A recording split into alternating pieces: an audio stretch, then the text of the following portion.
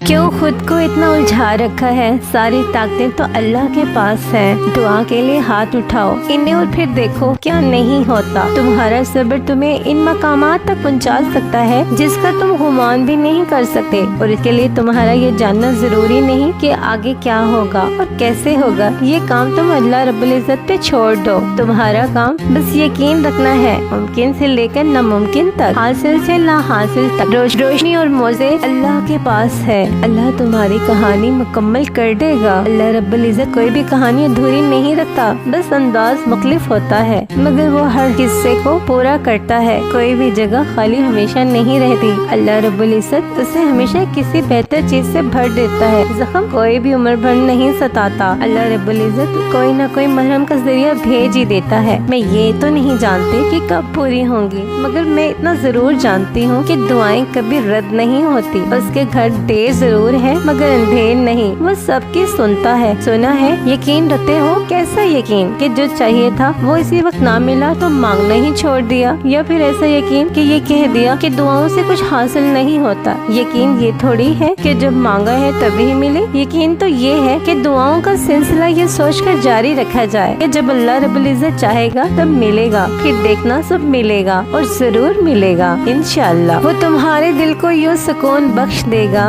जिस तरह हज़रत यूसुफ अलैहिस्सलाम के मिल जाने पे हज़रत याकूब अलैहिस्सलाम को सुकून बख्श दिया गया था।